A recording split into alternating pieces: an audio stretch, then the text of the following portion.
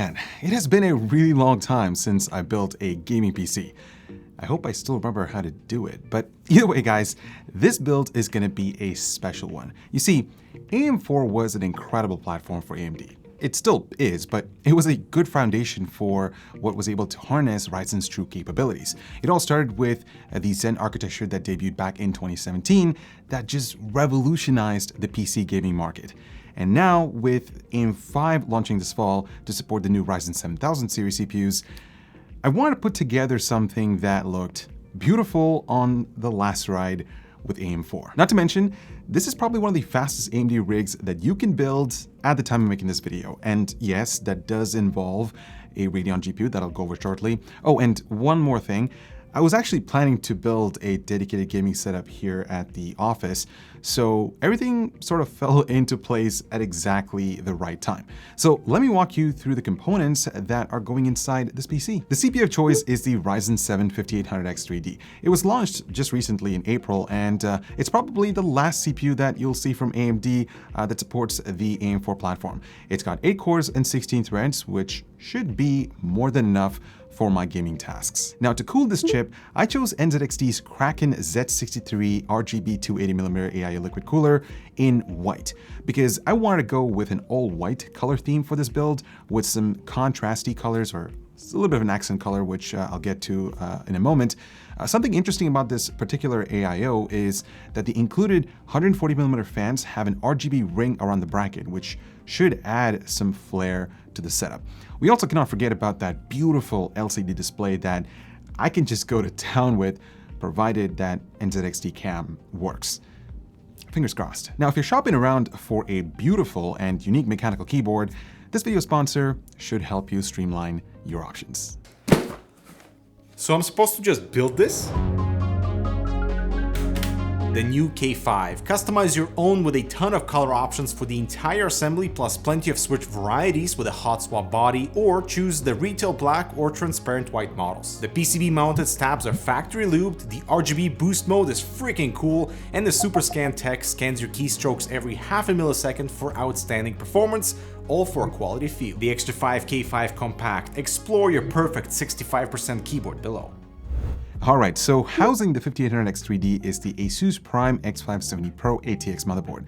I think it's a pretty solid foundation for the CPU since it's got great power delivery enhancements, 2 PCI Gen 4 M.2 slots, and access to a ton of I/O, including support for a USB 3.2 Gen 2 front panel connector and a pretty solid DAC. I also picked this because of the color theme, since it fits the style for the build in the first place.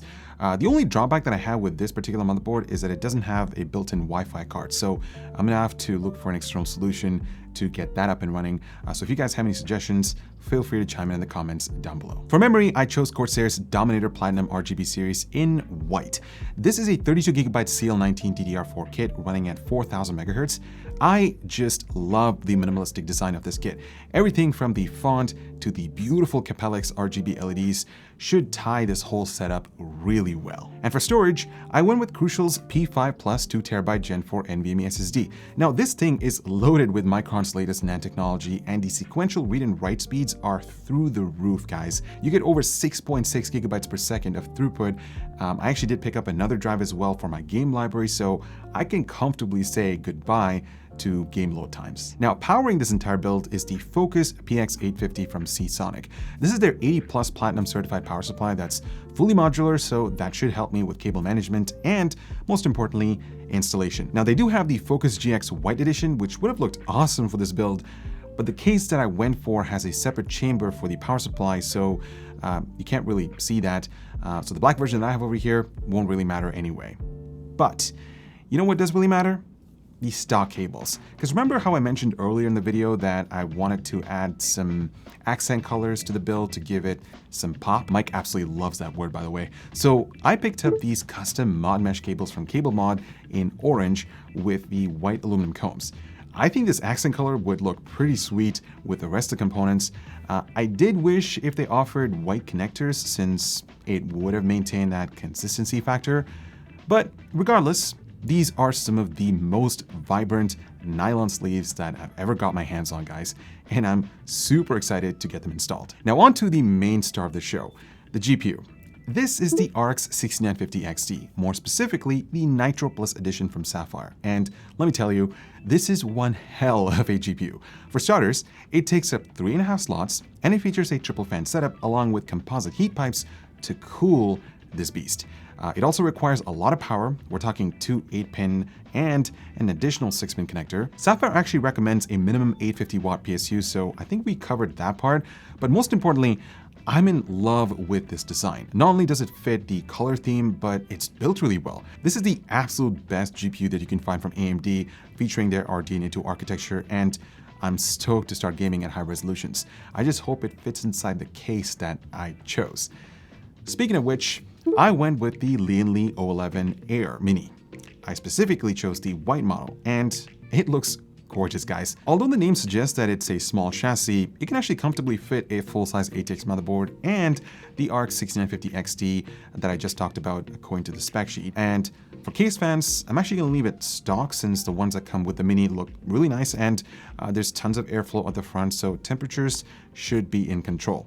I've got plenty of room for cable management at the back, and given that there is a separate chamber for the PSU, installation should be a breeze. If you want to learn more about this case, Dimitri did a fantastic video going over all the details and how it performs, so I'll leave a link down below in the description, or you can click right over here to check it out. So, now that I've taken you through a complete rundown of the parts list, let's put together this beast of a gaming PC.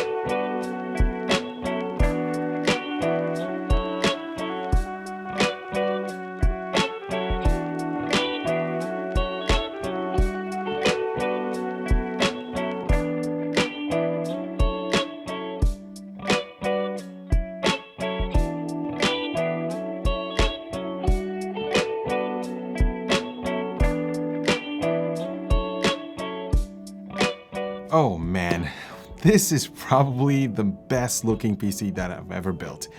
I was actually having a lot of fun piecing this thing together, and I think that's the beauty of building something on your own. You make mistakes, you learn from them, and then in some cases, you could even solve the issues that might come up during the process. Now, with this particular build, I did run into a few issues. The first one was with the AIO cooler. There was just no room for me to mount it at the top due to the massive VRM heatsinks on the motherboard. And so I had to remove the front 140mm fans that came pre-installed with the case to accommodate the radiator, along with the NZXT Air RGB fans. Next up, I completely forgot to install the RGB control cable for the AIO fans. Rookie mistake, I know, but that meant that I had to redo the whole installation process for the cooler. The next problem was actually trying to mount those two 140mm fans that came with the case at the top. Unfortunately, there was only room for one of them, which meant that I had to install the other one at the bottom.